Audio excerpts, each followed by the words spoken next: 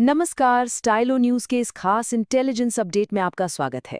आज हमारी नजर अंतरिक्ष की गहराइयों में हो रही गतिविधियों पर है। तो आज हम किस पर बात कर रहे हैं? हमारा फोकस है आर्टेमिस सेकेंड मिशन पर। यह सिर्फ चांद पर वापसी का एक मिशन नहीं है, बल्कि गहरे अंतरिक्ष में अमेरिका की रणनीति को आगे बढ़ाने वाली एक बहुत ही अहम कड़ी है। हमारा पूरा ध्यान स्पेस डोमेन पर है और ये ब्रीफिंग 13 अप्रैल 2026 तक के सभी जरूरी डेवलपमेंट्स को कवर करती है। ये कार्यक्रम आप तक प्रोवेव एआई द्वारा पहुंचाया जा रहा है, जो स्टाइलो इंटेल ऑप्स और स्टाइलो न्यूज के डेवलपर्स हैं। आज के हमारे एजेंडे में 5 खास बातें हैं। सबसे पहले आर्टेमिस 2 की ऐतिहासिक वापसी।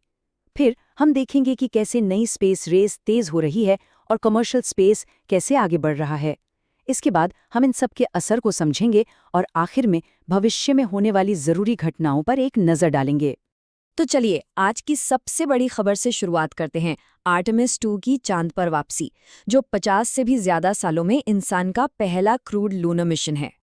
ये मिशन सच में बहुत ऐतिहासिक है। जरा सोचिए, 1972 के बाद पहली बार इंसान चांद के इतने करीब जा रहे हैं। ये 10 दिन का एक फ्लाई बाय मिशन था, जिसे अप्रैल की शुरुआत में केनेडी स्पेस सेंटर से लॉन्च किया गया।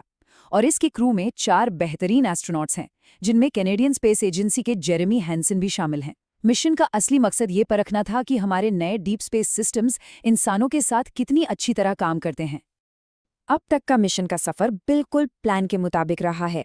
एक कामयाब लॉन्च के बाद 4 अप्रैल को ये चांद के फ्लाई बाय के लिए पृथ्वी के ऑर्बिट में दाखिल हो गया।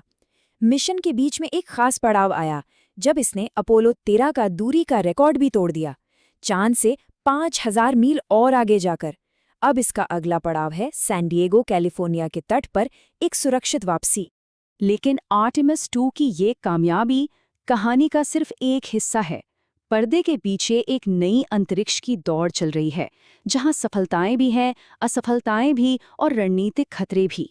3 अप्रैल की तारीख इस नई दौड़ को बिल्कुल साफ दिखाती है।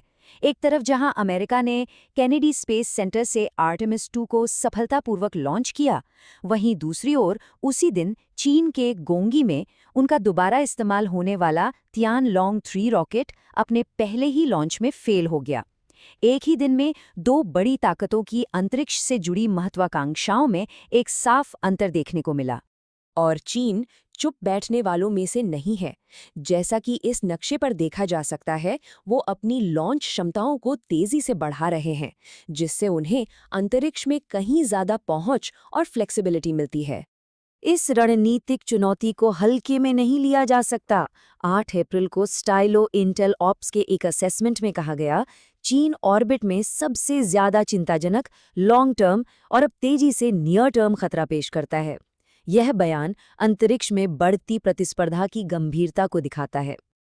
अच्छा, सरकारों के बीच इस होड़ के साथ साथ एक और बड़ी क्रांति हो रही है, और वो है कमर्शियल स्पेस का उदय। प्राइवेट कंपनियां अब ऑर्बिट में एक बड़ी ताकत बन चुकी हैं। और इस क्रांति को लीड कर रही है स्पेसएक्स। बस इस एक आंकड़े पर गौर कीजिए, ये कंपनी अब $1.75 ट्रिलियन की हो चुकी है। ये दिखाता है कि इस इंडस्ट्री में कितना पैसा लगा हुआ है। और बात सिर्फ पैसे की नहीं है, बात है टेक्नोलॉजी की। एक ही फैल्कन 9 बूस्टर को 34 बार सफलतापूर्वक इस्तेमाल किया गया है। इस तरह की रीयूजेबिलिटी इस खेल को पूरी तरह से बदल रही है, जिससे अंतरिक्ष में जाना सस्ता और ज्यादा आसान हो गया है। तो इन सब घटनाओं का मतलब क्या है? चलिए इसके असर को समझते हैं, लोकल, नेशनल और इंटरनेशनल लेवल पर, धरती पर और उसके बाहर भी।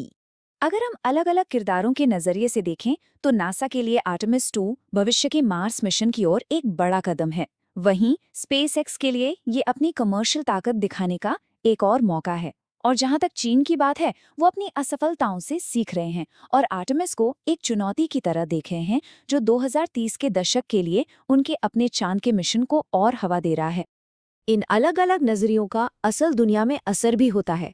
लोकल लेवल पर देखें तो फ्लोरिडा के स्पेस कोस्ट की इकोनॉमी के लिए ये एक नई जान है, जबकि चीन के गोंगयाई की इंडस्ट्री के लिए एक झटका।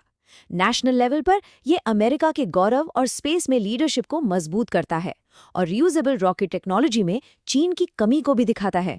और इंटरनेशनल लेवल पर यह अमेरिकी तकनीकी लीडरशिप को और पुख्ता करता है। साथ ही ये बढ़ती हुई ग्लोबल कंपटीशन और सहयोग दोनों का संकेत देता है। तो अब आगे क्या? चलिए उन बड़ी घटनाओं पर नजर डालते हैं जो जल्द ही अंतरिक्ष के भविष्य को एक नई दिशा देंगी। आने वाले कुछ साल बेहद रोमांचक होने वाले हैं। हमें स्पेसएक्स के स्टारशिप का लॉन्च देखने को मिलेगा, फिर आर्टेमिस 3 का एक बहुत ज़रूरी टेस्ट, और फिर 2028 में इंसानों की चांद पर वापसी। और हाँ, 2030 पर भी नज़र रखिएगा, क्योंकि चीन भी अपने क्रूड मिशन के साथ इस दौड़ में शामिल होने की तैयारी कर रहा है। ये सब हमें एक बड़े सवाल पर लाकर खड़ा कर देता है। जैसे ही हम इस नए दौर में कदम रख रहे हैं, क्या सहयोग या फिर कंपटीशन अंतरिक्ष में अगले दशक को तय करेगा? और भी गहराई से विश्लेषण के लिए हमारा पूरा स्टाइलो न्यूज़ इंटेलिजेंस अपडेट सुन सकते हैं। इसका लिंक इस पोस्ट में दिया गया है। हमारे साथ जुड़ने के लिए धन्यवाद। ताज़ा तरीन AI पावर्ड न्यूज़ के लिए www.stylonews.com पर जाएं और स्टाइलो न्यूज़ को सब्सक्राइब करें।